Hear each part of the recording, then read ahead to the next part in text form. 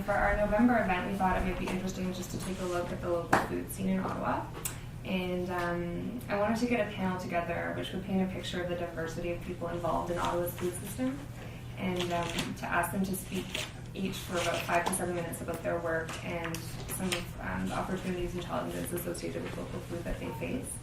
And most people, when I approached them about talking about local food, were very interested in sharing, and I'm very grateful for everyone to come. And there was one organization of note that was not very interested, and that was Agriculture Canada's and the Central Experimental Farm.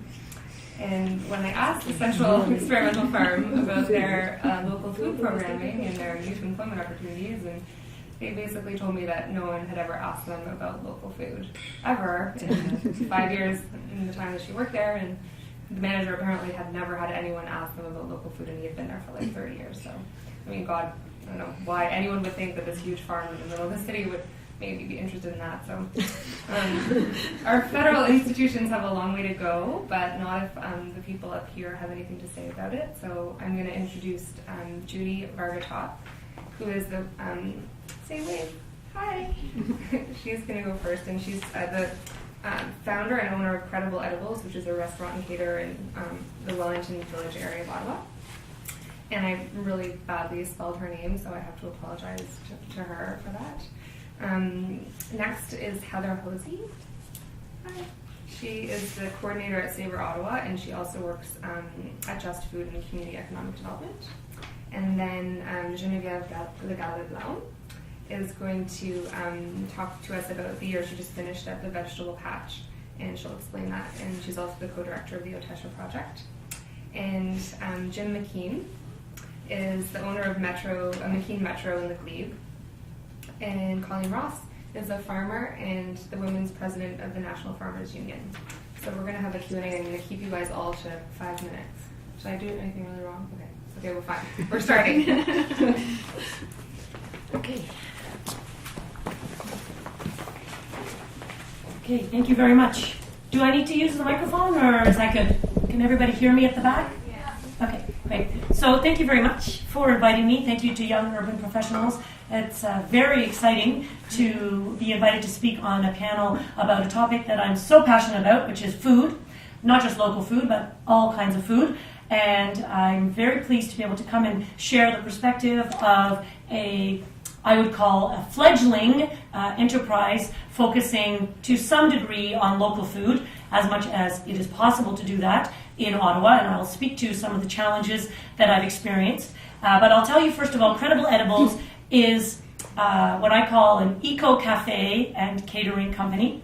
So we do have a lunchtime restaurant that's open 11 to 3 where you can come in to have lunch, but we also do a lot of catering. And as far as I've been able to ascertain from my research and contacts and the phone calls I get from people, I am the only really green caterer in Ottawa. And when we mean green, I mean throughout the entire approach to food, ranging from the menu and why we have the menu that we have, right down to the kind of energy that we use and the paper that we buy and how we compost and reuse our waste and so on. So totally environmental. I won't have time to talk about all of that, but my website does give a lot of information, and there's more information at the back that you can pick up about Credible Edibles, and I'm certainly happy to speak to people in the question and answer time or afterwards if you have questions about what we do in further detail. But today, what I've been asked to address is local food. And I would like to, before I go very specifically into local food, I just wanted to talk about food and the environment, because a lot of people don't realize just how critically important food choices have on the environment. I know many of you probably have heard about the United Nations report that came out several years ago about the impact of food choices on the environment. And that report, called Livestock's Long Shadow, talked about the impact of the industrial approach to raising meat for food for people to eat, and that 18% of greenhouse gases could be attributed to the various aspects of livestock raising in the world. And a more recent report that I read out of the US actually recalculated those impacts that the original report had come out with, and they claimed that many things were still left out of the original report, and that in fact their recalculation showed that closer to 50% of greenhouse gas emissions could be related to food choices. So food is really critical to the environment. Even the 18% figure is more than all forms of transportation combined. So many people, when they think of the environment, they think of the vehicles on the road, and the way that we move ourselves around in airplanes and so on. But those researchers combined the impact of all forms of transportation by air, by land, and that total amount comes to less than the 18% that can be attributed to livestock production. So it's really important to think about our food choices.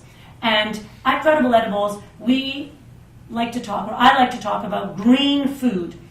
Green meaning good, responsible, ethical, environmental, and nutritious is what I mean by green.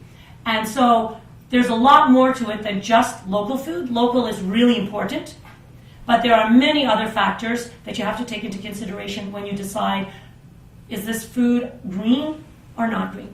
Obviously, if it's grown right here in Ottawa or nearby, it's a lot better than food bought that came from Chile or Argentina or China. And you'll look, if you go in the grocery stores, you'll see, especially in the winter, lots and lots and lots of stuff coming from a lot of places nowhere near Ontario and Quebec. So I just think it's really important to keep in mind that it's more than just local food that we have to consider. And I'm happy to talk more about that afterwards. But now I'm going to just get down to local food and what we try to do. So at Credible Edibles, I try to buy as much as possible locally during the local growing season.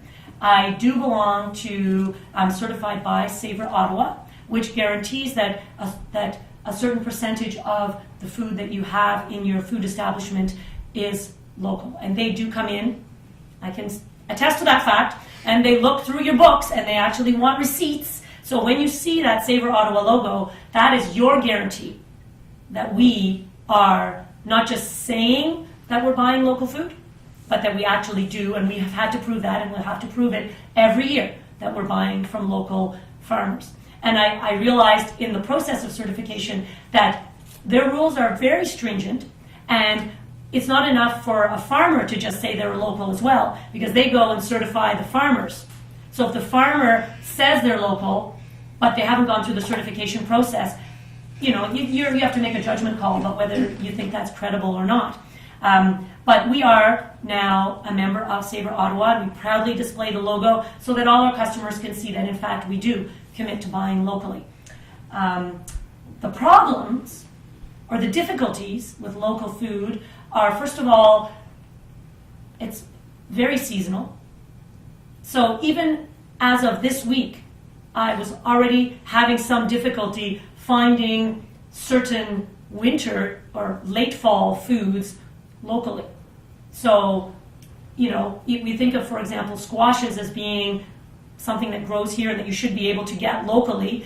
But I noticed on the shelves, I have bought up a supply that will last me for a while, but I'm realizing I probably didn't buy enough, and I don't have a lot of storage space. So even now, in the stores, the Ontario squashes are being replaced by the Mexican squashes. We're only in November. So you can imagine what that's going to be like and how difficult it's going to be to find local food in January, right up until we start to get the local foods again in the spring. So I designed my menu, and it changes seasonally, specifically so that we can take advantage of what's in season locally in Ottawa. But it is very seasonal at this point, so it's not always easy to get food. In the summertime, from May till September, I would say we try, 75% of what you'll see on our menu is local. But as the September, October, November moves on, we end up with still seasonal produce, but it's not necessarily local because you can't get it anymore. So that's one of our problems. Another issue is, of course, the variety that you can get locally. And sometimes it's a challenge when you're planning a menu to have enough variety in your menu, taking advantage of what's in season and available locally. So hopefully, as the demand for local food grows, producers will be producing a wider variety. And I did notice this year compared to last year, I've only been operating for 2 summers, 2 growing seasons, but already I've noticed an increase in the variety. So I imagine that that's only going to get better as the demand for local food grows. But what that means is that the menu isn't going to have as many exotic things on it as, not so much exotic as in tropical, but unusual.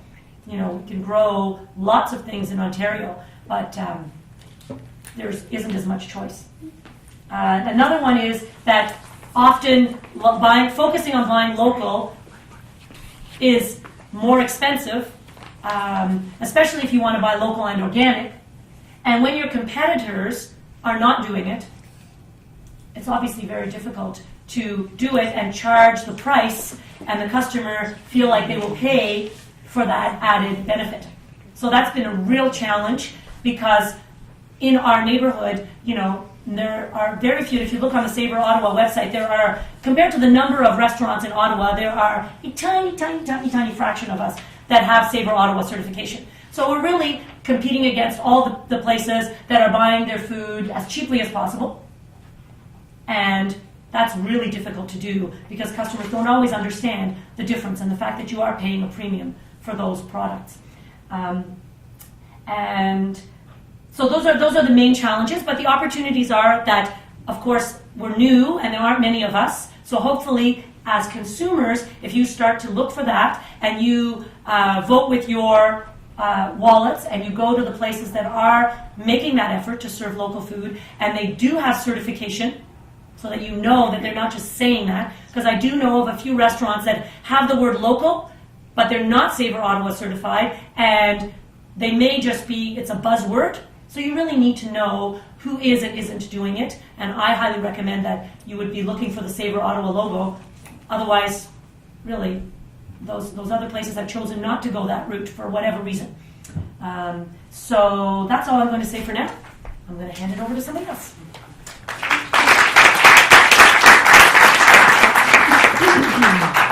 Hi, I'm Heather with Savour Ottawa. Can everyone hear me if I don't use the mic? Is that okay? Yeah? Perfect. So I have lots to say in a very short period of time. So I have a fairly long presentation I normally do. I'm going to shorten it down. We were asked to speak about why local food, how local food, and then a little bit about the work that we do. So essentially, I'll start with why. And the really big reasons, just off the top, is that we're losing farmers in this country at an extremely rapid rate. We have fewer and fewer farmers every year, and if that continues, my big question to all of you is, who's going to grow the food and raise the food that we need to eat? If we have no farmers, where are we going to get our food from, right? So in order to keep on ensuring that there are local, or that there are farmers in this country, we need to support farmers, and that means we need to support them financially.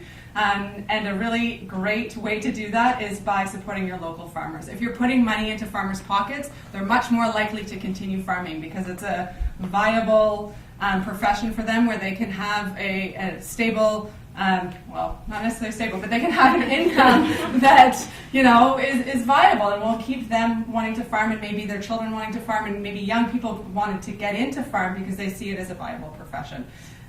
So that's a really big, I mean, to me, that's one of the biggest and simplest reasons as to why we should be supporting local farmers.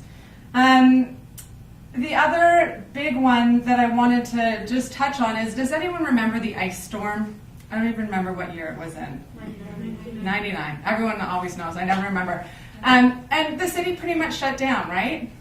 And if that happens again, or something like that happens again, and we can't get food into the city from outside, can we feed ourselves as a city? Probably not. Should we be able to feed ourselves as a city? Yes, we have in this city alone, like just within the city of Ottawa, can anyone guess how many farms that we have? No one can guess. What's that? 12. 12. That's the start of the number I was going to say. It's 1,267 farms within the City of Ottawa.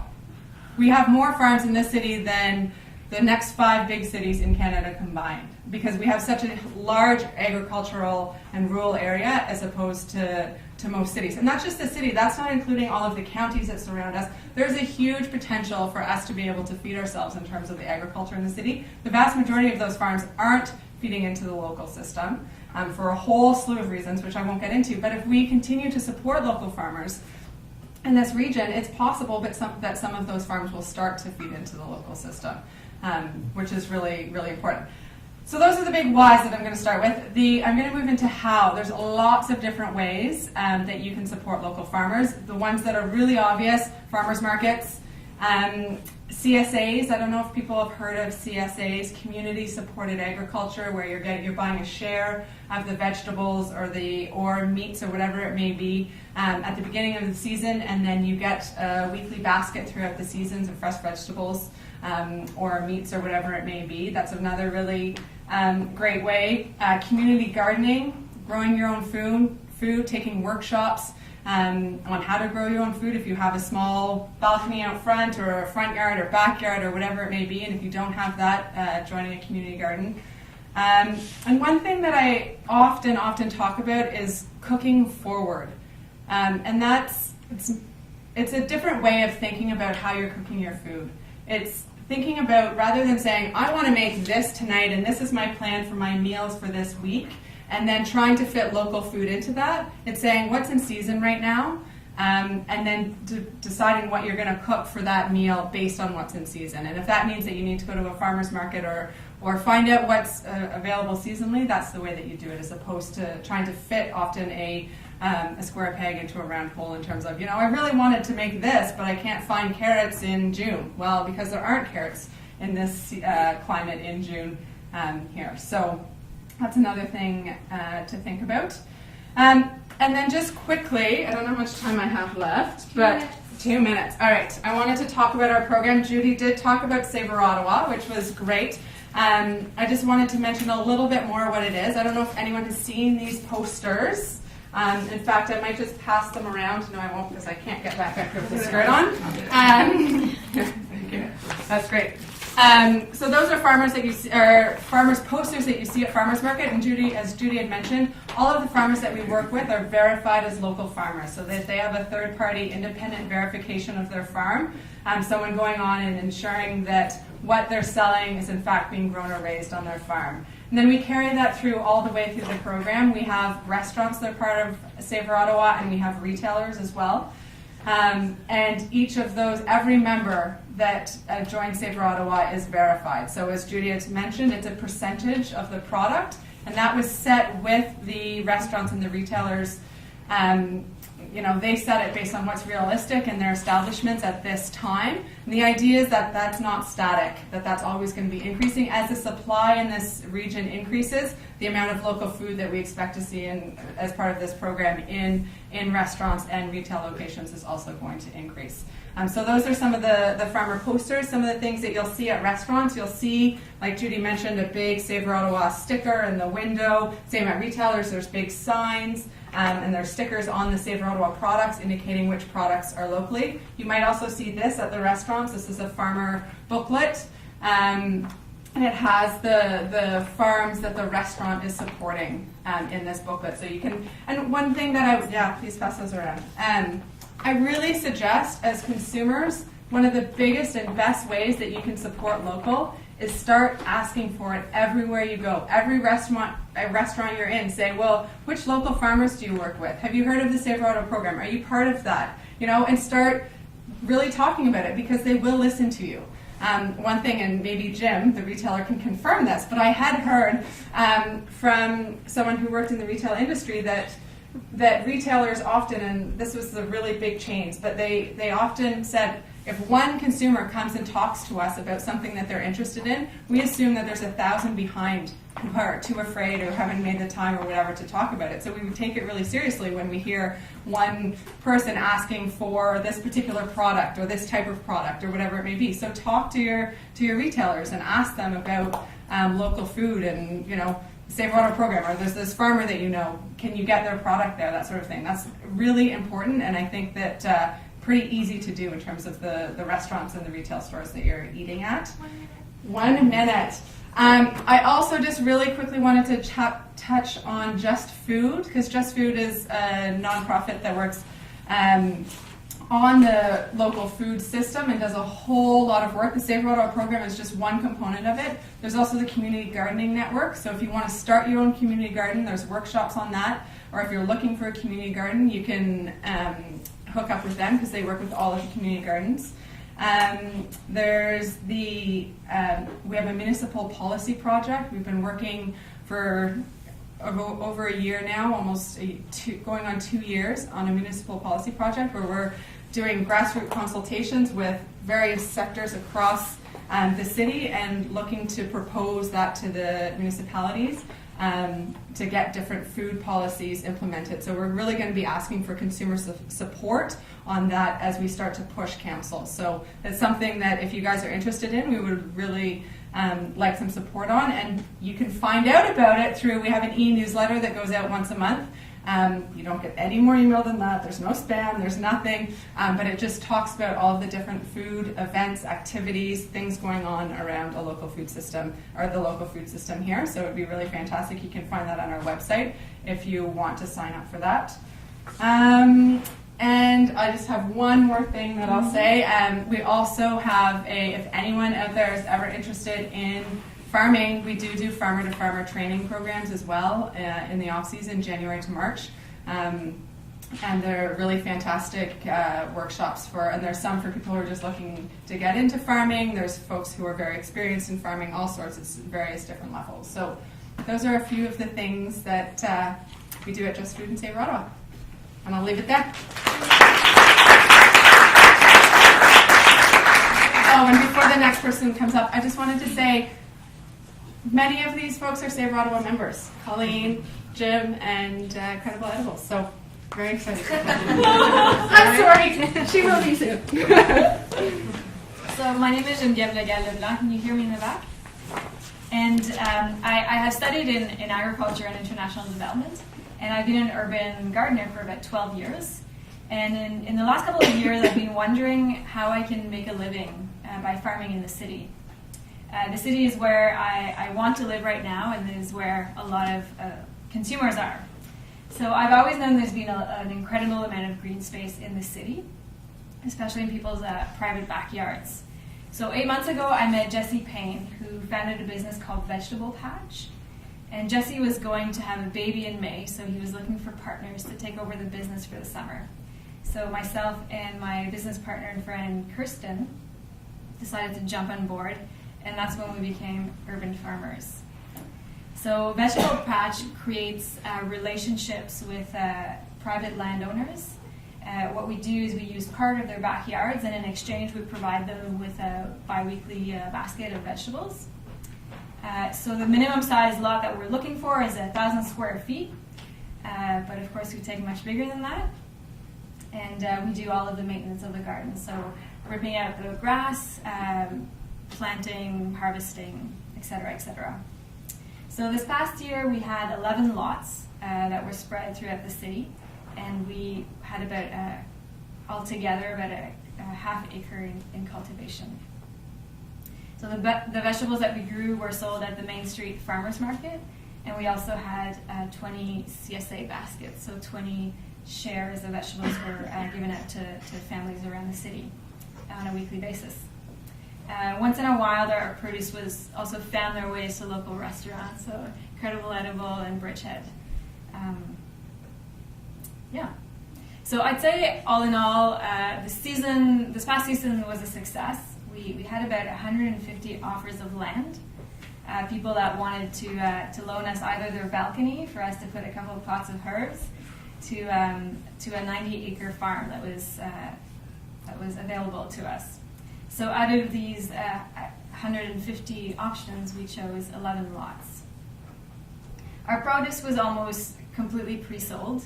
As I mentioned, the weekly baskets were something that we prioritized. So most of our food was going into the baskets, and pretty much everything that we brought to the farmers market was sold as well. Having a surplus of food was not our problem, like it is for some other farmers in this area. In fact, our biggest challenge was being able to meet the demand and producing enough. So the reality of the system that we have in farming in people's backyards is that we actually spend quite a bit of time commuting, so from backyard to backyard, which means that we were only able to take a half acre of land this year, which meant that our production wasn't as high as we wanted it to be.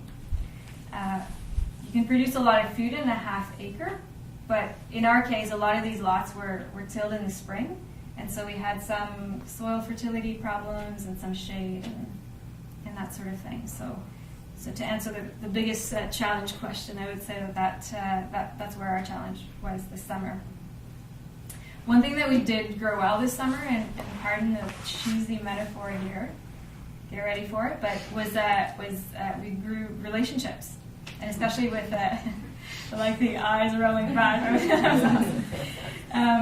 especially with our landowners. A lot of these people were retired and took great interest in the gardens and seeing the progress of the vegetables and that sort of thing.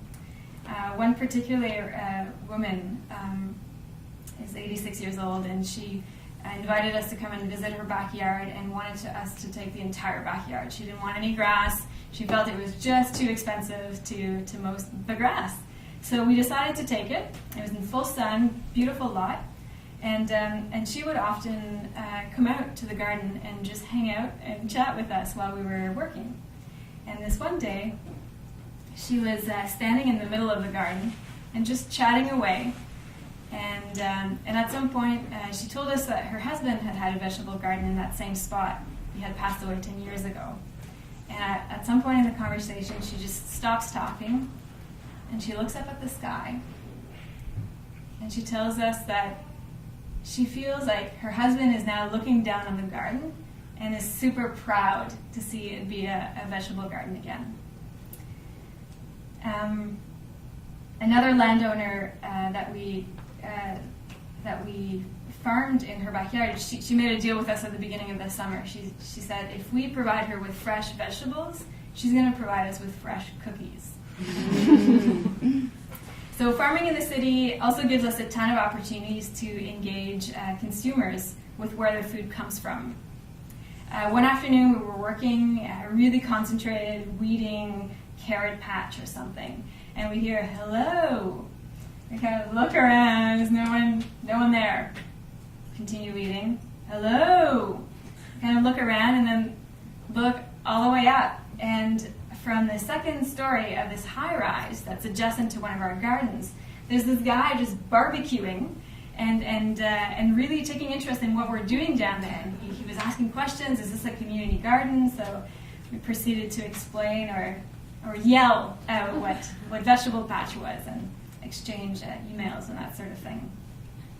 Another time, a couple months ago, we were working in one of our lots, and the neighbor kind of pokes her head above the fence. She's like, what are you doing now?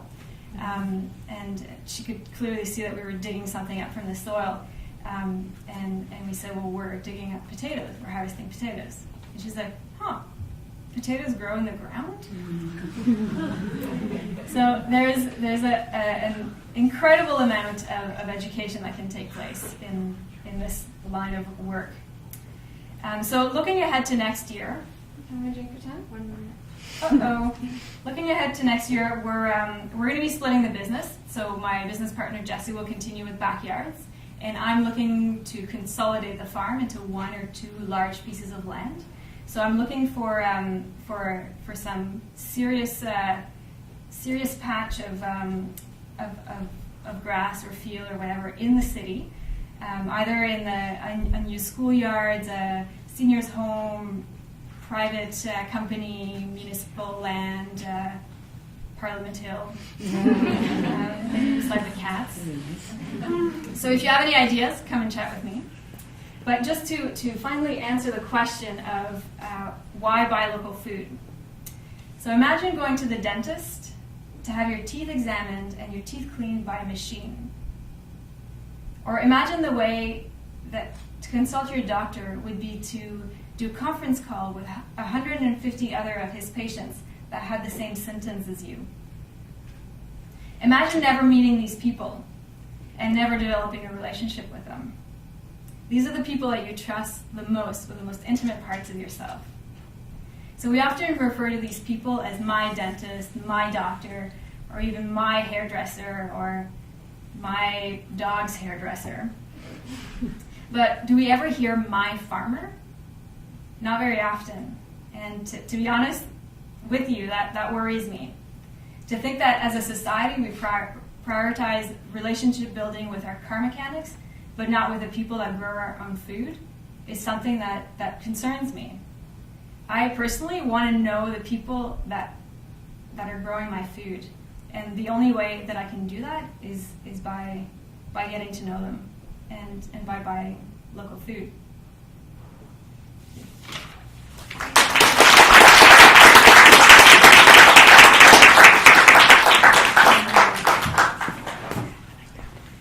So good evening, everybody. Thanks for coming. Thanks, Stefanie, for inviting us to meet to the panel here. I'm Jim McKeen. I'm the owner of Metro Glebe, and I think it's important to give a brief sort of what is Metro Glebe. We are a Metro store, but we're very different. We're an independent store. It's a family business. It's been third generation, second generation in this location, and 1910 serving or supplying food to the Glebe community. We are a franchise, but we, as I said, are independent. And we're the only independent. All the other Metro stores in the City of Ottawa are corporate. So we are very unique, and the reason we're independent is that it's a successful location. I mean, we're very supported by the community, and we support the community. The lucky thing about all the wholesalers, because we're so old, and I mean, I've kept well, so over that period of time. So all the wholesalers have recognized the uniqueness of the Glebe. I mean, we're surrounded, and the demands of that particular clientele. So they allow us to buy local. So the thing with Metro, we do have the Metro program. We have our organic program. We have local suppliers. We're with Savour Ottawa, our partner with Savour Ottawa. And we have what we call a Think Fresh, Think Local, which are takes the other local suppliers that are not certified by Savour Ottawa. And they're all identified within the store by their own unique signage. The other thing, so that's sort of Metro, and it's important to know, someone asked me about a corporate related issue. I can't answer that because we're not a corporate store. So I don't represent Metro, but I'm Metro Glebe, so we're very unique to the community. Why does Metro Glebe want to be local? I think there's the 100-mile rule, which is very strong. I believe that's a West Coast idea that is basically very strong to the community. It's very strong to Ottawa. I think there's an article in the newspaper called the 100 Mile. It's our customers, because 70 to 80% of our customers either arrive by foot or by bike. So their lifestyle is local. So they relate to local. The farmers market is very successful in our community at Lansdowne. And we sort of feed off that particular organization by having some of those retailers, local retailers, supply us in the off-season or even during the farmers market during the season. So it's part of their lifestyles. You know, the nice thing about it, with all the good things of the environmental reasons and all that, it makes good business sense for us. It makes sense for us to do it. We want to do it. In fact, we want to become more and more local. From an operations point of view, it was tough at first to get the trust of the local farmer, because they don't know we're independent. They don't know that we can actually pay you. You don't have to wait 6 months to get your check. We can actually do it. We make the decisions. Our managers make the decisions. So that took us a while to get the trust of the farmers, because we weren't a corporate store and we weren't like the other stores that they've been dealing with. So it's great, and of course getting the word out is very important, and that's why we're here. That's why we love to be at this panel, because we want to tell people that we are going that route. It's been tough, but we're slowly getting that. Luckily, we partnered with Savour Ottawa. They've allowed us to be a bridge between the farmers and us, so we get that trust. The other thing that's sort of it's important to us is our managers have to buy into the program. They have to believe that local is good. It's harder to have. It's very easy to have one supplier. You get a Telson machine, you punch in your order, and it comes back door. Our managers have to deal with not only Metro as a supplier, as a wholesaler, but they may have 10 different local suppliers. That's very difficult. So it's very important that our managers, and that's sort of been a tough route for us to sort of get them on board to buy into the program, that it's important to buy local, because we're serving our customers. I asked some of our managers sort of to give the pros and cons of the difficulties of dealing with local produce and local processors, and it's not only produce, it's processors also. So the nice thing about dealing with a local person, they're passionate about their business. Farmers are passionate. Local processors are passionate. And that's fabulous, because with that we get great product support. We just had Bread and Sons in, and I believe they have an outlet in Beechwood and an outlet in Westboro, and they're now supplying our store. And they were there just last weekend demoing their product, and people love it. They're usually unique products. We have Scratch Kitchens, which is a gluten-free prepared meal supplier out of Stittsville, who supplies a frozen product that you just can heat up, but it's all natural food. Or I don't want to use that term, but it's gluten-free, but it doesn't have the preservatives that other sort of mainstream prepared foods or frozen foods have. The freshness and presentation, I believe it's O'Brien Meat Sign went around where we carry his meat products, and it does extremely well for us. And once again, great support, and he's passionate about his product.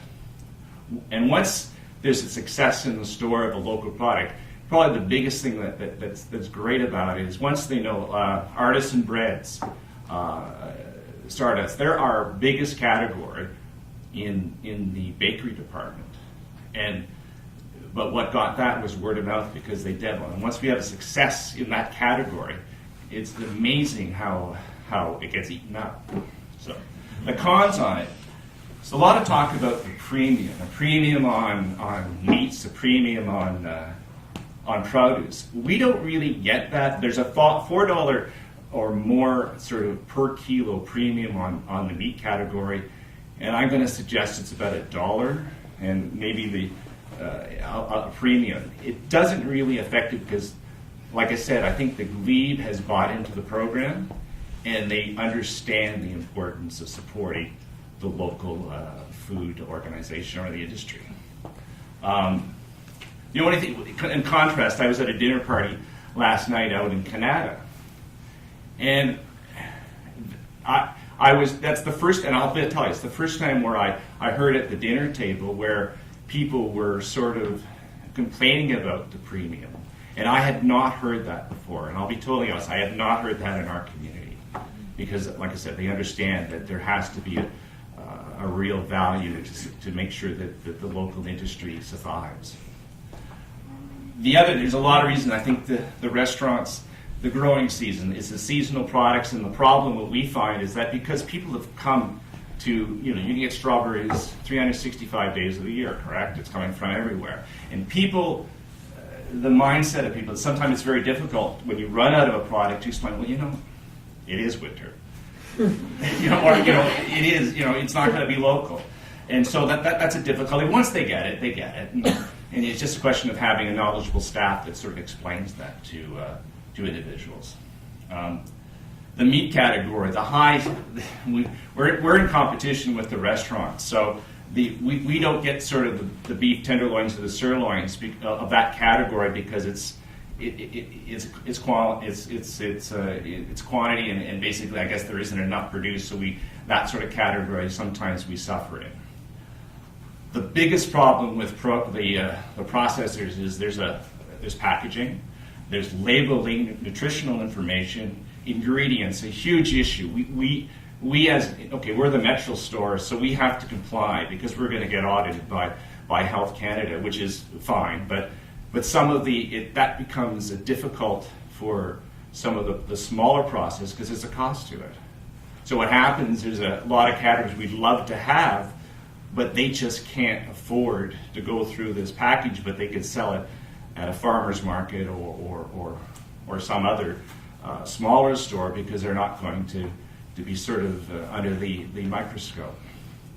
The UPCs is a problem because we scan everything. So these are sort of the problems that a lot of the processors have. And some of them, we try to work with them as best we can, and we try to actually absorb some of the costs, especially on the signage, because we understand that we're prepared to lower sort of our profit margin to help them because, to be honest with you, once we get those, it's sort of an attraction to our store. It makes us sort of different. And of course, the categories of products can be limited. It depends on the season. I guess I want to just say that we really, Metro Glebe is sort of, I guess we're the first sort of last line that Savour Ottawa has sort of starting to develop and work with. So we have a lot of work to do in terms of getting the trust of farmers. I'm hoping to get a call from because especially in the produce category, we want to grow even more in that category from a local's perspective. Just to give you an idea, I lived in the Glebe, moved out of the Glebe 8 years ago, and I'm on a farm. We have a tenant farmer between Stittsville and North Gore. And my daughter's a friend, a 24-year-old, we were out 2 weeks ago, or just before there was a sort of freak snowfall. We just got it in, but it was plenty garlic this year. And we're hoping that we can sell it in the store once it comes up. So that shows you our commitment that we're actually going to start experimenting with actually farming ourselves, so become vertically integrated. So that's sort of Metro Glebe, and I hope I've given you some of the pros and cons and sort of the difficulties and then local. Like I said, the nicest thing about the whole local scene in terms of dealing with the local farmers and processors, they're just passionate about their food, and you should be passionate about your food. It keeps you going, it gives you energy and that. So thank you for listening. If you have any questions,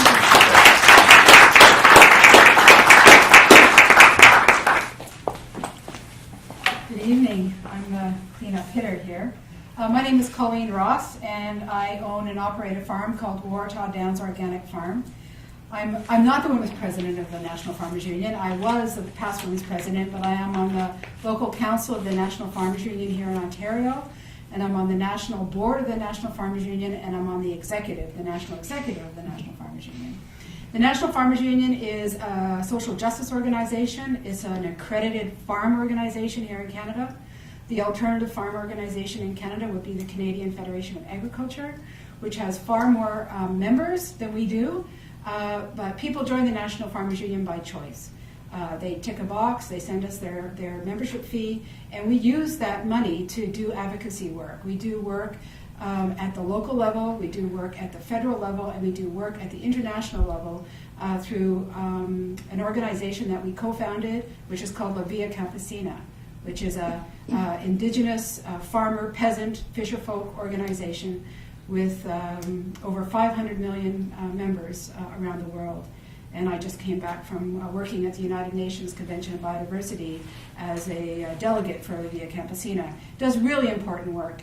And when we opened up, it was interesting that nobody from Ag Canada wanted to participate because nobody had asked them about local food. And I'm not surprised. I mean, that's how bizarre this country is. This is what we're dealing with. This is what I deal with as a farmer.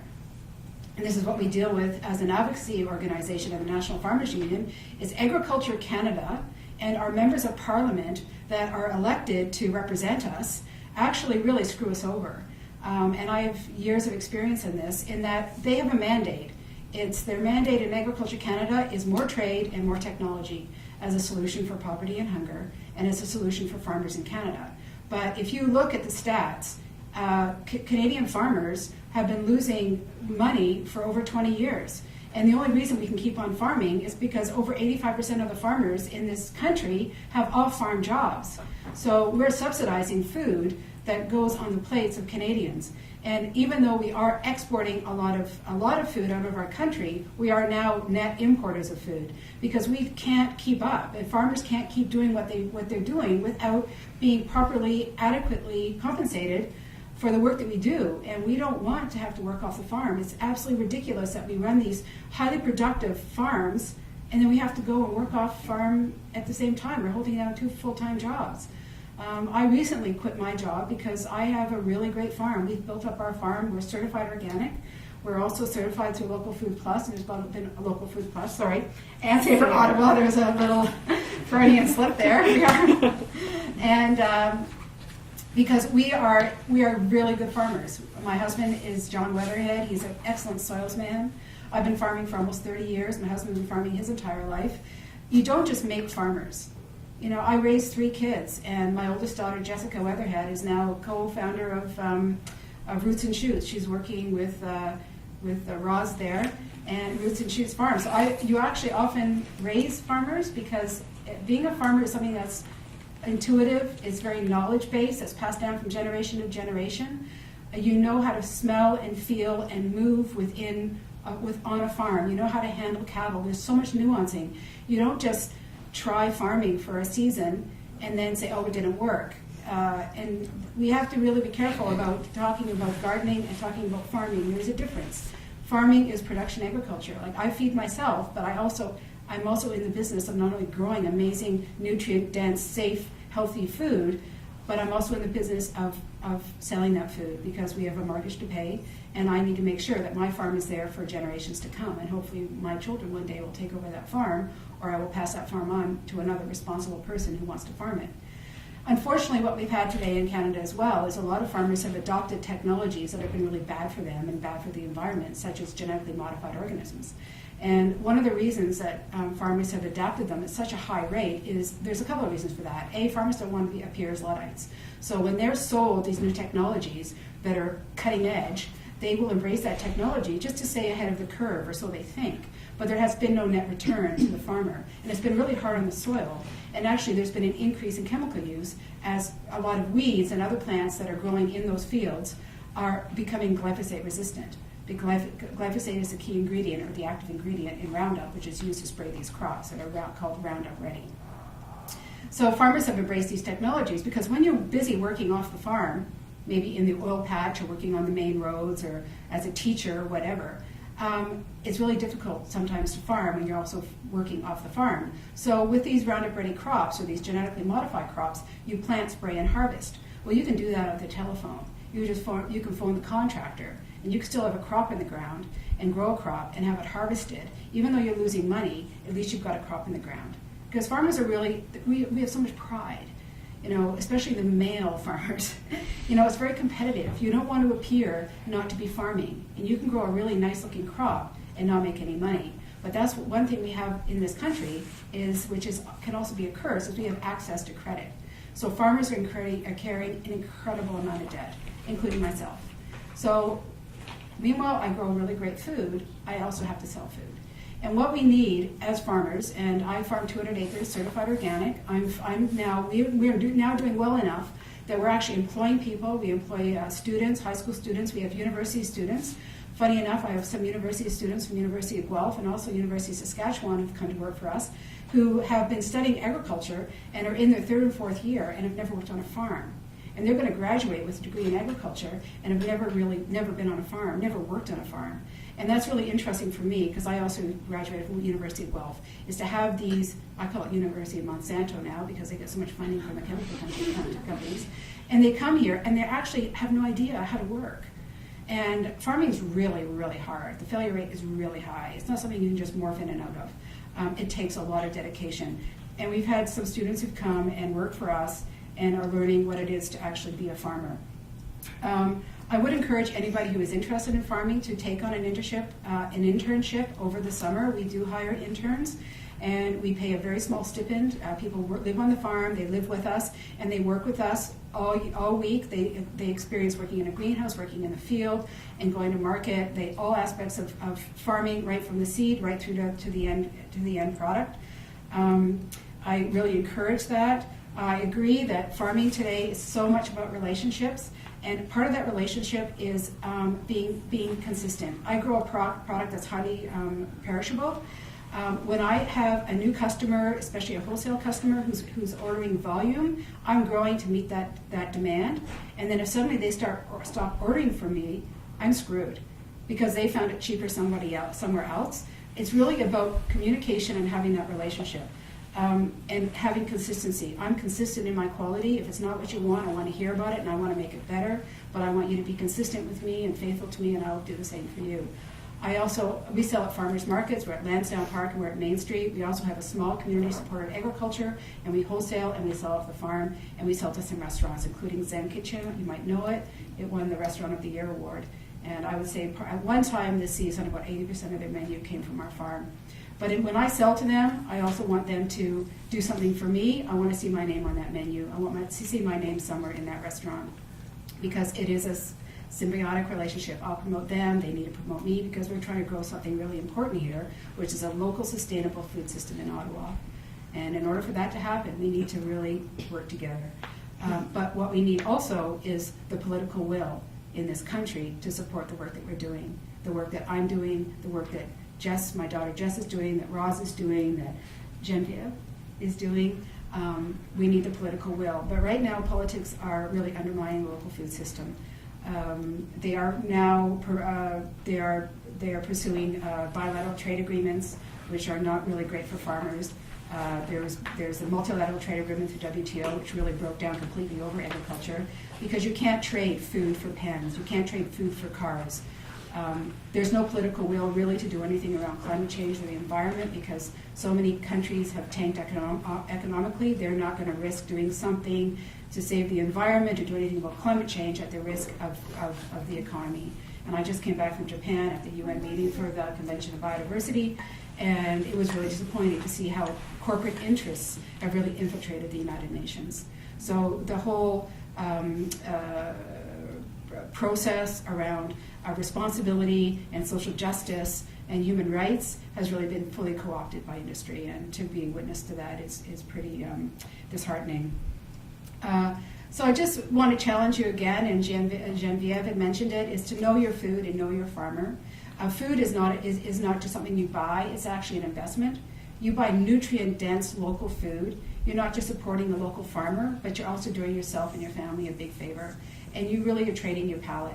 And also to eat seasonally, to think more clearly about the menu that you're putting together. See what is available locally. Don't be buying strawberries in January. Try to do without them. We need to look at, think about that 3,000-mile Caesar salad that we sometimes serve in January. There's other ways of eating within our season, and it's creative, and it's exciting, and it's tasty, and it's nutrient dense. We just need to really start thinking outside the box, and we can do that together. I have some cards at the back. I have a website because I have to promote myself. I have a website. I also have a Facebook page, which is really easy for me to manage to keep the people who I have a relationship with, my CSA customers, wholesale customers, and other people who are just really interested in what we're doing and wanting to sort of riff off what we're doing, because I'm all about sharing what we do. I have a Facebook page, so there's ways of finding out what we're doing and how we're doing it, and I'm very transparent about that. So I have those cards outside, my Savour Ottawa cards. And also, if you want to get involved in affecting change in Canada, there's something called the People's Food Policy Project.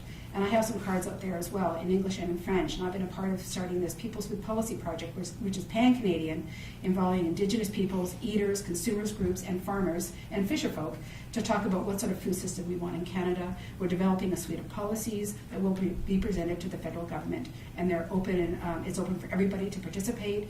to either do it online or to host a kitchen table meeting or to attend a kitchen table meeting. And there's a website there, you can see what's going on. So just encourage you to take that card as well. And there's also a card out there, and it's part of a coalition, that National Farmers Union, Canadian Biotechnology Action Network, I think USC Canada and Inter-Paris, great organizations. There's some really good organizations in this city and in this country. And it's called Why Your Food Choices Matter. So there's lots of stuff out there, and I just encourage you to get involved and eat locally. Thanks.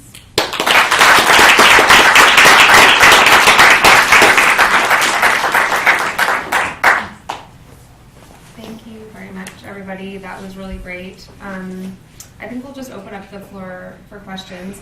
I can start with one question I have, which is, how do you guys define local? I can do that one really easily. For Just Food and Savour Ottawa, we've based our definition of local on the Canadian Food Inspection Agency's definition of local, and that's the City of Ottawa and all of the municipalities that touch it.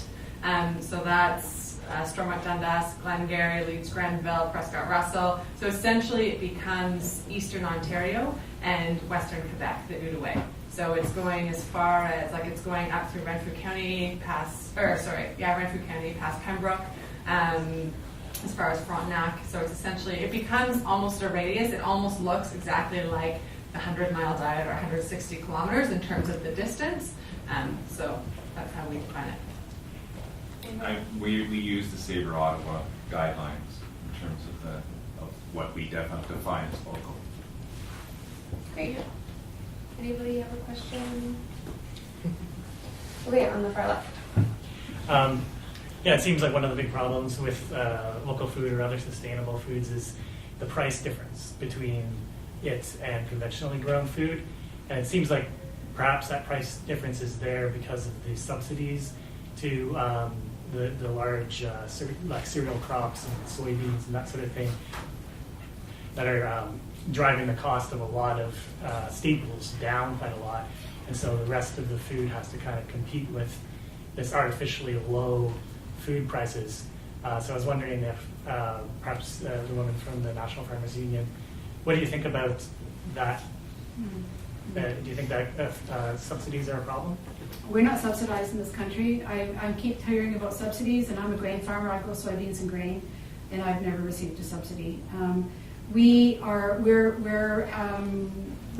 in Canada. We are at the mercy of the globalized agriculture for commodities. So even though I grow certified organic white Highland soybeans that are highly sought after, I get whatever the lowest price in the world is. So if they can buy organic white Highland soybeans from China at $500 a ton, I get paid $500 a ton because that's the world price. It's the world price that does it. It's nothing to do with subsidies. And as far as the local food being more expensive, Canadians have gotten used to not paying for the real price of food. So this is the real price of the food. Like when you consider the cost from the seed to the infrastructure on the farm, to the labor, to the weeding, to the processing, to the delivery, to that local store or that local farmer's market. When you look at that's the real cost of that quart of beans or that bunch of beets. But I know there are farmers who are taking advantage, and there is some gouging. But there is, we need to start thinking about, like I said, it's an investment in a local food system, and this is nutrient-dense food, and you're paying for the real cost of that food. Is the question, I think they're subsidized in terms of the competitiveness coming from, let's say, the Americans will subsidize their product. They're I think that's subsidizing. Is that the question really? I think there's a big, and that's a huge problem for Canadian I don't want to speak for because I'm not, but I know that we sell strawberries at half the price during strawberry season because they're coming from the U.S. Well, that's a subsidy, right? You got to think of it. It's being grown. It's grown probably the same way. I don't know. It may not be grown organically. We actually use a Savour Ottawa client, Ovens Farms, but so there is subsidization going on, but and that's the problem because the consumer is receiving a product that's been subsidized by their country, and I think the Americans are pretty. And their labor costs are zilch compared to ours. So, and we don't have. I don't think the Canadian farmers have that luxury of being as subsidized as, or not at all, as I'm hearing. And I think that's the question. And the only reason I know that is I mentioned I was coming here, and I was being educated in the parking lot behind the store from a Carleton prof who probably deals in agriculture at Carleton, and he was going on and on and on about the true value of food and how it's not true value when you get it from some of these countries because they are heavily subsidized. Yeah, I mean, if you look at, for example, at Credible Edibles, we buy local garlic. You know that most of the garlic you see in the stores is Chinese garlic. And so you can get a sleeve of Chinese garlic for 99 cents. You know, you can't get one clove of Ontario garlic for that price. But as consumers, we can all vote with our dollars and decide what we're going to invest and what we're going to spend on. And as Colleen said, Canadians, we spend pretty much the lowest percentage of our income on food of anywhere in the world. You know, I mean, I have a customer who's grew up in France, and she was telling me that in France, you know, they think nothing of spending about 40% of their budget on food. In Canada, it's 18%.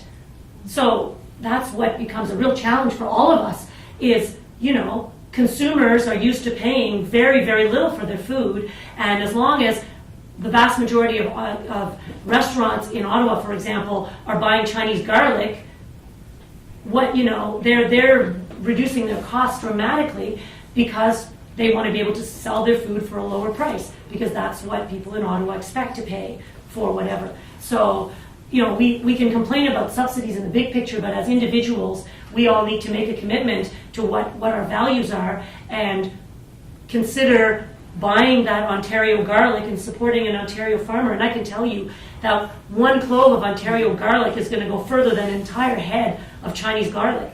And, you know, over the years we've had a few issues with things coming out of China. You may want to think before you buy Chinese garlic.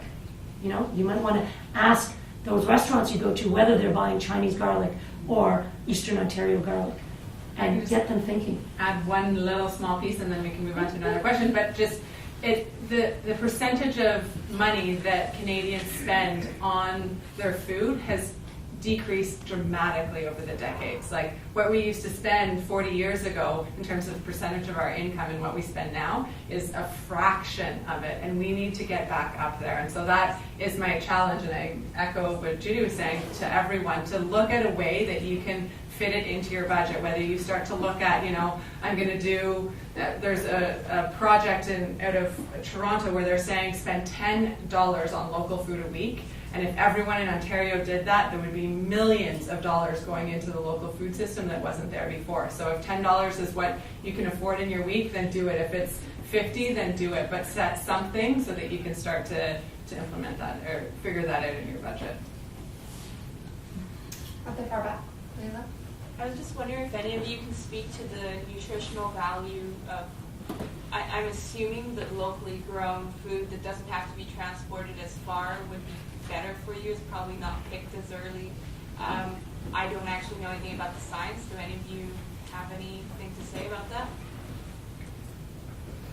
I would say that there is not hard scientific data in terms of it, so I wouldn't want to make any sweeping statements. I have read a book, which I recommend that everyone reads. It was written by Thomas Pollock, The End of Food. He's a writer just outside of Kingston, and his hypothesis in his book was that the nutritional value of our food is decreasing to the point where we're going to hit, you know, a certain point where our food has no nutritional value in it. It'll be like eating sawdust. And the research that he did was based on nutritional data out of grocery store items in the 1960s versus now. So looking at tomatoes, potatoes, like standard grocery store items, and they started tracking the nutritional content in the 50s or 60s, and he compared that to today and found that the vitamin A, vitamin D, all sorts of things had just fallen fairly dramatically in a whole number of those vegetable products. So, you know, there's a whole slew of reasons as to why that could have happened, and he covered a number of them in his book. So in terms of, does it make sense that if something that's being picked, you know, yesterday and is being sold at the farmer's market or at the retail store or at the restaurant the next day or the day after, is it, has it had more time to ripen and therefore more of the nutrients develop? Yes, it makes sense, but there's no nutrition or no scientific data at this point that's purely backing that up. Yeah, and I know I've read a number of studies also that the quality of the food degrades from the moment that you harvest it. There's a decline, and it's a gradual decline over a period of hours and days, and then it sort of plummets right down. So essentially the food is absolutely at its peak of nutrient density right after it was picked. So which stands to reason, right? I mean, you think of animals, they don't, except for nuts and seeds, which are intended to be kept for later. I mean, the whole way that they are grown is to stay over the winter and then sprout in the spring. But if you think about it, it totally, from a common sense perspective, that tomato that you pick is meant to be eaten really today, at most tomorrow. And refrigeration has a huge impact as well. And of course, most of the crops you're buying from elsewhere have been refrigerated scientifically to the point just before it's ruined by being frozen, and then transported thousands of miles, and then brought back to room temperature, and often gassed, like put into these chambers where they are ripened artificially quickly after they've made it here from thousands of kilometers away. Clearly the food industry is not that interested in having a lot of scientists come in and study this issue, because our entire food system depends on this, system of transportation. But there have been studies done on a small scale that have shown that the nutrient quality, begins to decline immediately after it's been harvested. So yeah, as Heather said, the sooner you can eat that food, the better it's going to be for you.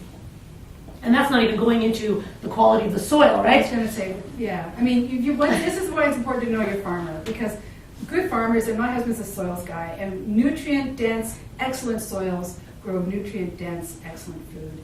And it's important. Like, we have livestock on our farm, we have cattle, and we have sheep, we have really intensive crop rotations. We need nutritious soil so that we have nutrient-dense food that's picked fresh, delivered. Like, I get orders on Tuesday, it's delivered, picked Tuesday, delivered Wednesday. I mean, it's living food. It's like there's something vibrant and promiscuous about it. It's wonderful.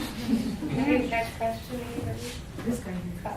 I just had a question for Metro. Like, if you have such differentiation between big corporate and what you do, why do you have to wear the brand Metro? It's probably because we sublease half the store, so they have a head lease. So we're a sublease, so it's like a true relationship, a true marriage. If anybody wants to leave, it gets very expensive. But I mean, just like so I'm saying that we can't leave because the way the relationship is, but that's a double-edged sword. We're allowed to do what we want to do. Well, I just mean when you're going against, especially Farm Boy in this market. I'm sorry? When you're going against the Farm Boy in this market, Sure. like, why doesn't Metro realize that if you put a different brand on the store, you might get more foot traffic and both of you benefit? Like I mentioned, I can't speak for Metro. I mean, I can speak for our store, and yeah, we see this Farm Boys, and they're a great operator, and we like to get close as possible to their type of style. Absolutely, I think they're great. But I mean, Metro has their niche. They feel, their head office in Toronto. I mean, I don't sit on that, so I really can't speak to their mindset. I can only speak that. The nice thing about us is that we're allowed to do what we want to do. We still have, because we're a Metro store, we have to follow the program, right? I mean, you get a flyer, and if we got to have those items in the flyer. We may not agree with some of the product choices, but lucky thing that we may not agree, but the nice thing about living in the Glebe probably doesn't agree with them either. So some of the stuff we don't have to carry, so it's great. I shouldn't say that. But you're right. We can't. There's a we're constrained by the sort of the way we're structured the agreement. We can't leave, but we're allowed to do what we want to do. That's why we're Savour Ottawa, and that's why we're bringing as much local food as we can get. One more question? Yeah. So a couple of you were saying how we need to increase the percentage of the food budget in people's spending. They need to spend more and make the choice to buy locally. And my question is, so if the average sort of family income has at best stagnated over the last however many decades, And meanwhile, rent has gone up. You can't really reduce your rent. I mean, that's a fixed amount. Transportation, depending on where you live, to get to where you work, I mean, it's not really a choice. You have to pay what it costs, and that is going up. The compressible portion of your budget is the food budget, combined with the fact that the options available to you are plummeting, right? How do you face that reality? Can I answer that? I think it's one of the big problems with North America. I think it's quantity, not quality. And I think if you know how to cook and you know your foods, you'll be very surprised how much the cost. I don't buy what you're saying. I don't, because I think that if you know how to cook and you know how to, I mean, with quality, I forget the term you use, nutrient dense product, they're there, and you can have a meal with basically, in terms of your budget, half of what people are spending now on prepared foods or on, the argument. And I think the argument is, well, I don't have time. Well, I don't buy that either. I think it's a choice. I'm going to the gym, so that's my time. So I think there is time there, but it's your allocation of time, right? If you're not, like I cook, so I allocate time to cooking. So I think that's really a time allocation. But I think if you deal with nutrient dense food, then you can figure and there's a lot of literature out there in terms of recipes and that sort of thing, and it can be quick for that. You're young professionals, you don't have time, you've got to do this, your boss, whatever. But there is time, but it's a choice. So I guess my answer is I don't buy the dollar value, because I think there is dollar. If you go to your restaurant, I think that there's probably the portion. I've never been, so I'm going to say Murray Street or something like that. You go there, and there you see the portion, but when you leave there, I'm satisfied. Yep. It's all about what's in it. Absolutely. It's all about that, and you just have to take time to get educated. And if you think about it, I mean, I know for me, from when I was a younger professional, 20 years ago, we did not go to Starbucks and Bridgehead and all these places and spend the fortune that perhaps some of you spend just on coffee. We didn't do that. That was just there weren't places like that, right? Now you can go in. I know some of my colleagues, when I used to work in an office, every day they went out, took Starbucks for their coffee break, and they spent $5 on coffee and maybe one of their horrible cookies or other, calorie high and nutrient empty things. But woe is them, they don't have enough money to, eat properly. But, it is a question of values. I mean, I have 5 kids, and we cook from scratch every day, and we both work full-time jobs. And this is your mom and dad talking. It's good if you make it yourself. It's very affordable. And maybe as your sisters, I think we can also look a little bit more creatively at in terms of compressing our budgets. Or I'm not sure the term that you used of food being the only area where we can cut down on. I think we could look creatively at that too. We live in the city. We got public transportation. Sell your car. Buy a bike. We have all these gadgets, the iPods that. Keep your cell phone for an extra year and buy local food for 2 months. That kind of stuff. I think we can think of it a little bit more creatively, and there's more and more people talking about these things, and I think just having the conversation and putting our heads together as how we can reduce other costs in our lives in order to support the things that we value. Valuing the food at part higher. Can I just add one little thing? There's just one little segment that I feel like we're missing out on, and I'll keep it really short.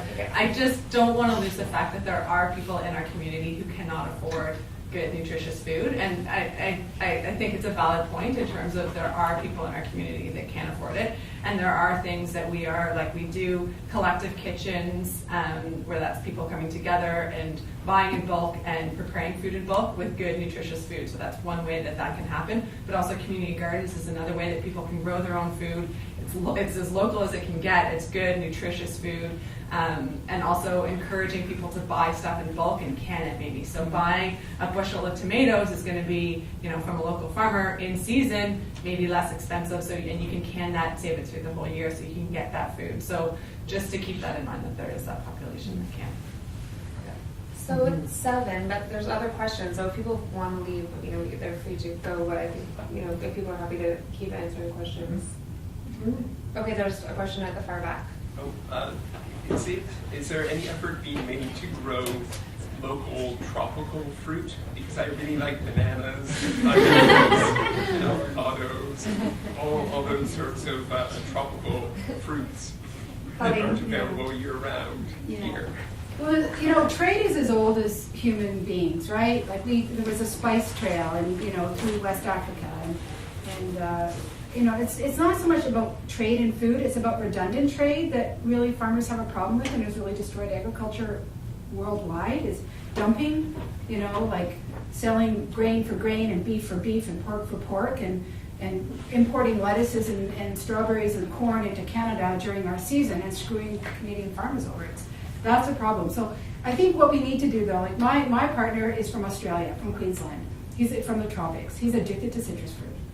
And so what the compromise I make is we eat apples, we eat local apples and pears and things that are grown locally. Those are the fruits that he will consume in mass quantities, and he does consume them in very mass quantities.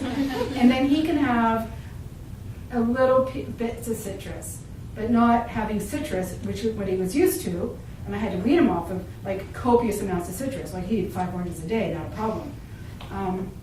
And so, it's just balancing it. I love avocados. I love mangoes. But I don't base my diet on that. Those are things that I consider a treat. But I do boycott, or I call boycotting, is I don't buy strawberries every season. I don't buy things that I know we can grow in Canada. I wait for it. I eagerly anticipate that first strawberry. Besides, the ones you buy that are out of season, I'm sorry, are horrible. And so I just, it's just balancing it out. It's not feeling guilty about having that banana or having that mango or avocado, because I love all that stuff. But it's a treat, and it's not the focus of our food, of our meals. But I mean, like, you're speaking to the converted here. How do you convince the rest of the population that it's one person at a time, and everybody in this room doing talking? I mean, I can't. It's a very slow process, and you guys are early adapters.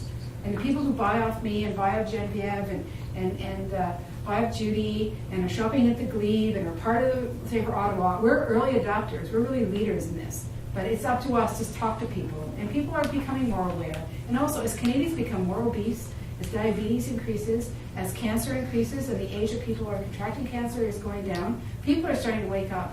And they're realizing, maybe this has something to do with what we're putting in our faces.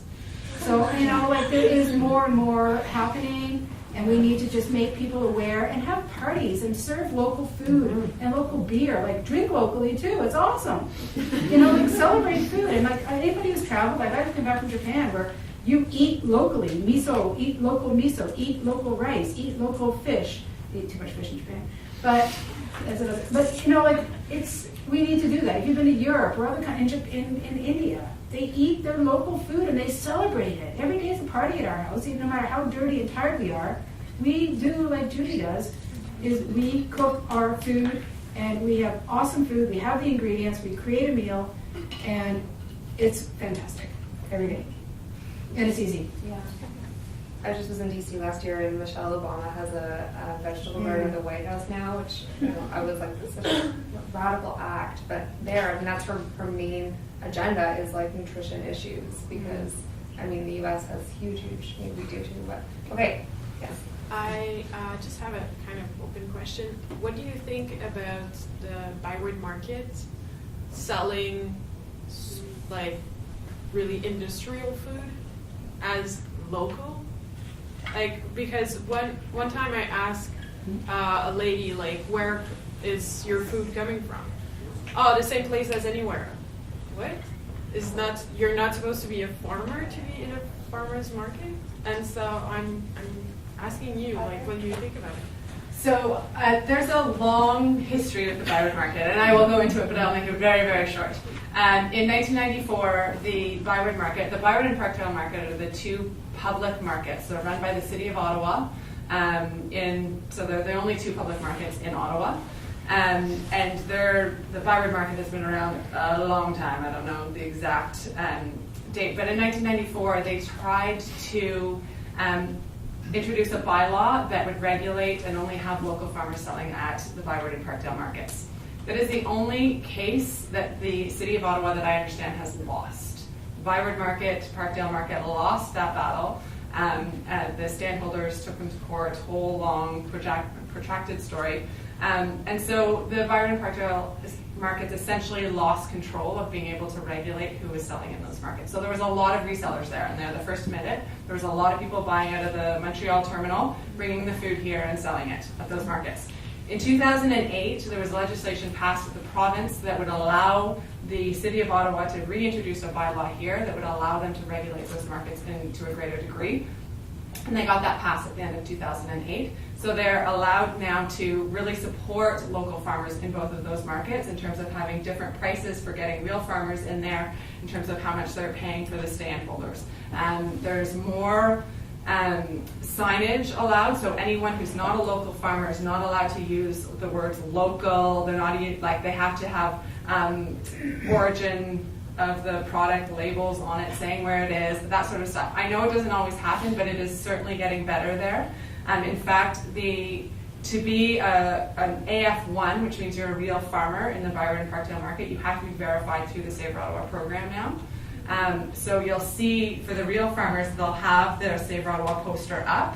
And so look for that poster, ask for that poster. You can also tell there's other signs in those two markets. A green one means that they're a real farmer. The yellow one means they are a complete reseller. And the green one is in the middle means they resell some of it and they are growing some of it themselves. Blue. Sorry. That would have been terrible. Yes, blue. Green is good. Means green is good. Green is good. Green is farmer. Blue is the middle. Yellow is 100% reseller. So it is changing, and so just when you're going there, and as consumers, and I feel like that is our duty as all of us as consumers, go there, look for that signage, and ask for it.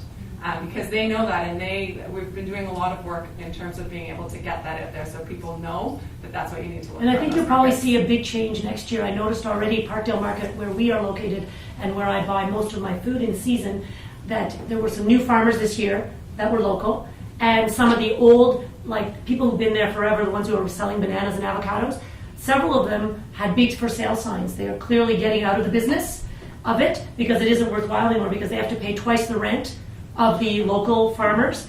And there's been a lot of animosity between the newcomers and the old, like some of these stands, what they're allowed to say is proud owner of stall for 50 years.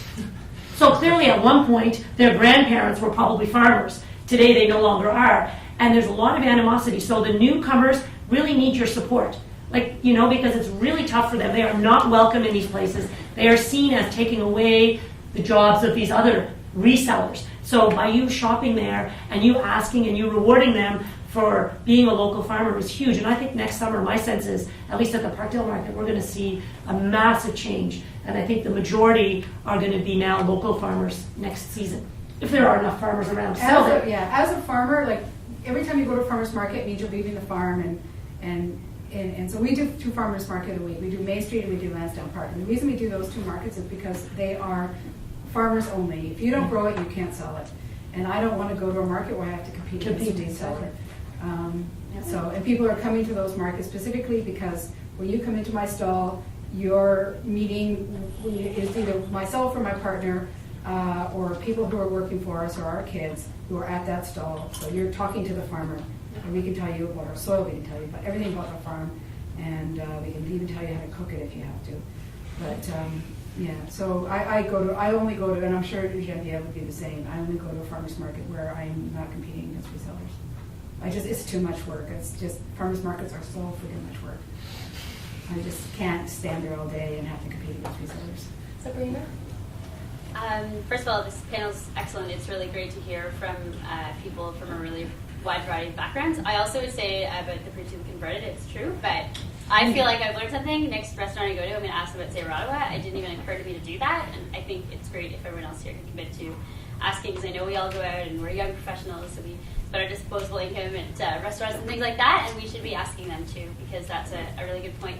My question is mostly for our Metro owner, but also anyone else who wants to answer this. A lot of the argument that's made by the big commercial supermarkets is A, supply, and as you said yourself, I mean, I know you have the Metro flyer, so you have to sort of supply some things, but like having strawberries from California next to the Ontario strawberries, and they're half the price is really heartbreaking as a consumer, because I will support the Ontario strawberries, but I know that most people who are going in are not going to because of the price differential. Really, really bothers me to see that, especially in things like apples and potatoes, when I can only find American ones, and I know that they're in season. The other thing that I read an article about recently, which I thought was really interesting, and I'd love you to tell us, I think this isn't what you do, but a lot of supermarkets are claiming they're local, but they're buying produce that may have been grown locally, that is shipped to Toronto, and then the supermarkets here have to get it from Toronto and ship it all the way back, and it's less local. I mean, it's less foreign than China, but it's not really local, and it's a little bit misleading. So I don't know if anyone wants to comment on that, but what you guys do. And then the last thing is just, are you sharing the information you're using the way you're doing things with other supermarkets? Because if you've been able to do differently, it would be great to share that with other supermarkets across the province, so they can learn from what you've done and sort of combat some of the challenges that they're facing, that maybe this is possible for them too. First of all, we put both products. I mentioned ovens, strawberries versus the one that probably is on sale in June from the U.S. That's probably what happens. I can tell you, the Glebe consumer, ovens will win, even if it doesn't matter what the price. Garlic, same category. If we have local garlic, it can be double the price, triple the price. It's going to sell. So in terms of the Glebe, that isn't an issue with local.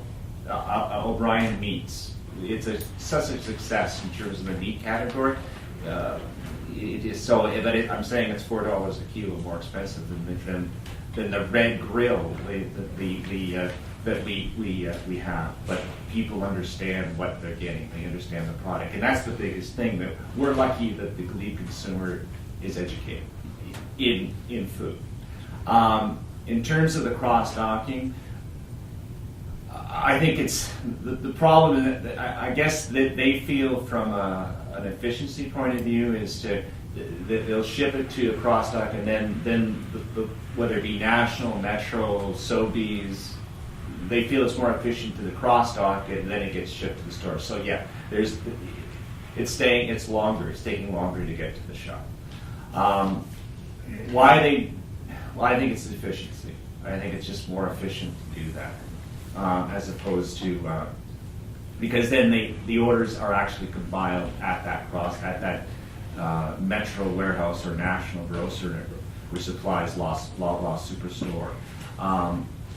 I can't speak for the farm boys, so I don't know what they do, but I'm assuming they probably do the same thing. It's just more efficient to do that, to compile the orders. In terms of getting the message out, I think in terms of, I think there are some, Savour Ottawa, it's a very tight group right now from the retail. I mean, there's not many of us, but it's just starting. And it's probably more successful out west. I think probably the Vancouver area, there's probably more of our type of stores and more stores trying to be more local, because I think the movement really started, I mean, in terms of the 100 Mile, I think it was the Seattle movement.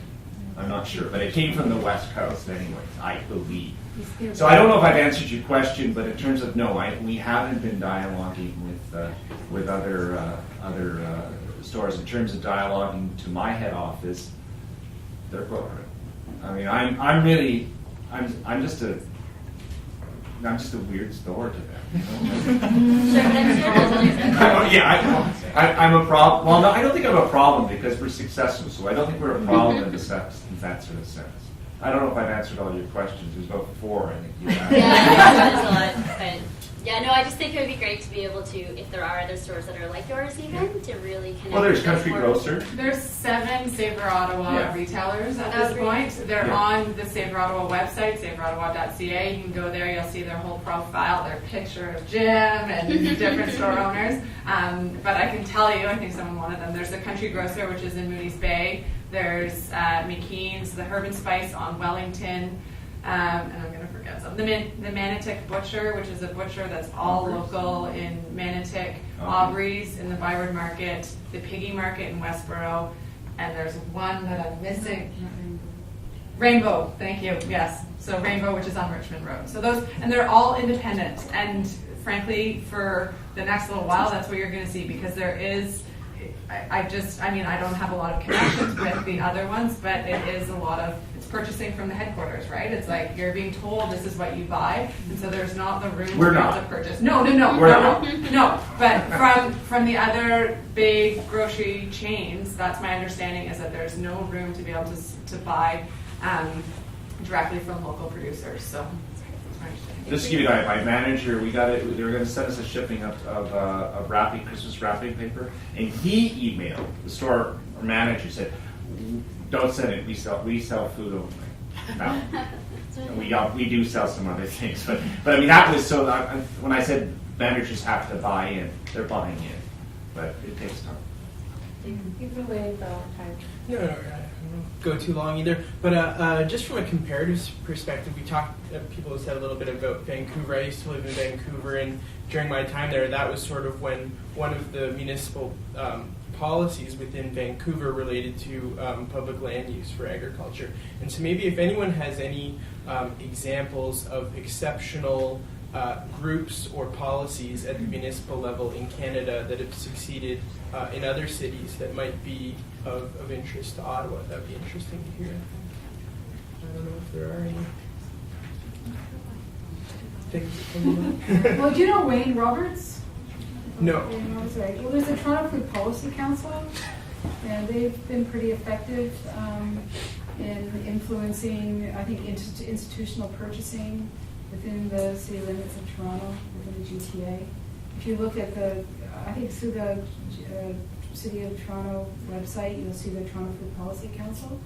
And the people who are on that board and are advising it are very, very progressive people in the food movement. The staff of Cobb, Dr. Rod McCrae, Wayne Roberts, and Lori Stahlbrand. And I know Wayne Roberts has retired, and Lauren Baker, who used to run Sustain Ontario, is now taking over as the management of the Toronto Food Policy Council. So I mean, there are some models out there for sure, but we need some good municipal bylaws around, for instance, local procurement of local food.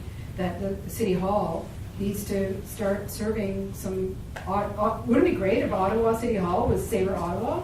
I have been in the Parliament building into the big main dining room in Centre Block. You know, fancy schmancy. They had apples in. It was October. They had apples from Washington State. I was horrified. I had just addressed the Standing Committee on Agriculture, and I got invited for dinner with the NDP, and I'm nonpartisan, but they invited me, and I was like horrified that they were serving non-Canadian. I can stand up for them just a little bit. They were super keen in the House of Commons to get local food in, and they tried, and because of security, they couldn't get the farmers' trucks through security. Farmers would sit there for an hour.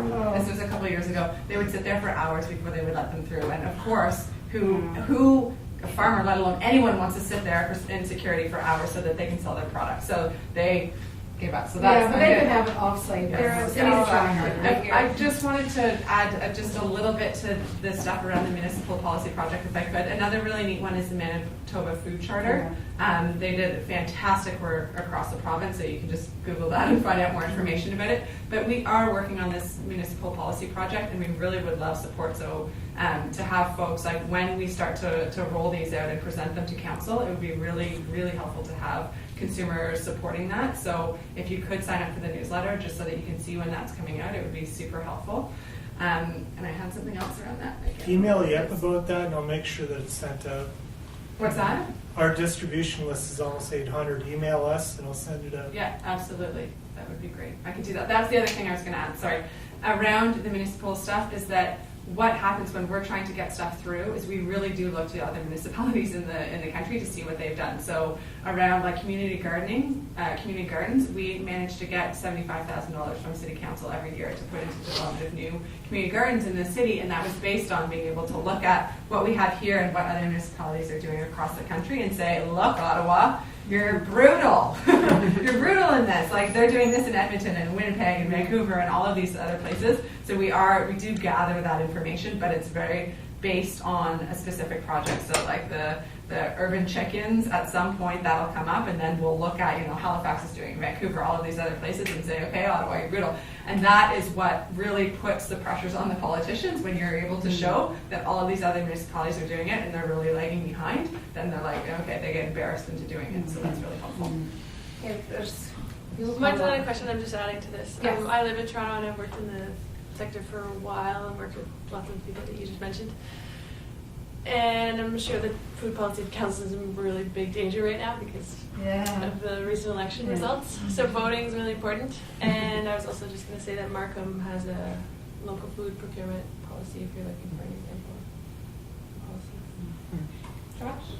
I had a question to follow up a bit on what Sabrina mentioned, and you used the term I hadn't heard before, Jim, which was cross-docking. Cross-docking. The first time I heard about this was actually the environmental mayors debate, and Clive Doucette brought up this notion of getting a food terminal in Ottawa. This I just completely over my head. I had no idea, and now I've heard it about 3 times since in the last month. So that like the main distribution centers in Ontario and Quebec are in Toronto and Montreal, respectively. So, as I understand it, farmers who aren't selling direct to a market or to a supermarket are selling to, one of these main centers that then gets redistributed back across the province. Is there any effort to get? I guess that latter half of that is it would make sense then if we had a food terminal in Ottawa, our local farmers, and someone quoted the number earlier, 12,000. 1,267 farmers. 1,267. And I had heard also that we have more farmers per capita in our area than anywhere else in Canada. Why wouldn't we have a food terminal? It seems like if there's anywhere to have one, it would seem like this is the national spot. Is that provincially mandated? Is that locally mandated? Federally? How does that come about? Does anyone know?